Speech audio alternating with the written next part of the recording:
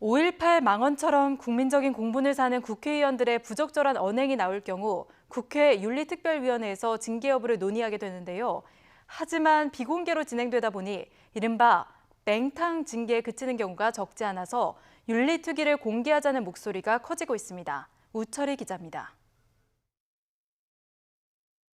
비공개를 해놓고 비공개 상에서 뛸지 말지를 논의하자는 알겠습니다. 겁니다. 아무리 비공개라 하더라도 위원장님께 지금 노트북 앞에 저렇게 표시된 거를 좀 띄워줄 것을 절충해서 결론을 내리도록 하겠습니다. 자, 비공개를 선언합니다.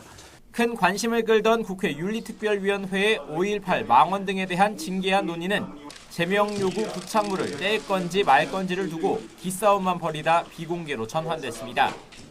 이후 어떤 논의가 진행됐는지는 회의가 끝난 뒤 일부만 공개됐을 뿐 대부분 베일에 쌓였습니다.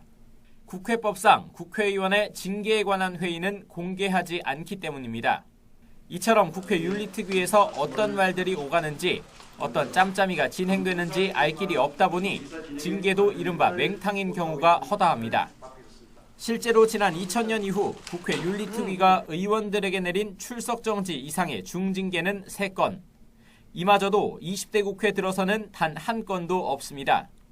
논란이 커지자 제19 감싸기와 신용뿐인 징계를 막고 국민의 알 권리 보장을 위해 징계 관련 회의도 공개해야 한다는 법안이 발의됐습니다. 다 비공개로 하는 것은 국민들의 눈높이에 맞지 않는다. 그래서 이번에 한번 공개를 해서 투명하게 국민들한테 알려드리고 또 이런 부분들을 국민들이 판단할 수 있도록 하면서 의원들도 환영한다는 의견이 많습니다. 국민들의 기대와 여망에 부응할 것으로 기대하고 있기 때문에 이것은 여야 어떤 셈법, 짬짬이 이런 것 관계없이 그렇게 추진되어야 마땅하다고 저는 생각합니다.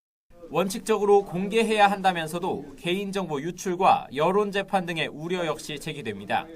수사 중인 사건, 개인정보 유출, 사생활 침해는 당연히 비공개로 가야 되지만 막말 논란이나 어떤 의원들의 품행의 문제에 대해서는 공개 회의를 통해서 국민들에게 그 모습, 현장의 모습을 보여주면서 무엇보다 각 당별로 이해관계가 엇갈리는 데다 보이지 않는 동료 의원 봐주기 등으로 실제 본회의 통과를 장담하기도 어렵습니다.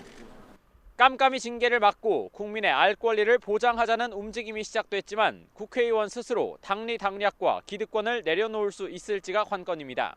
YTN 우철입니다.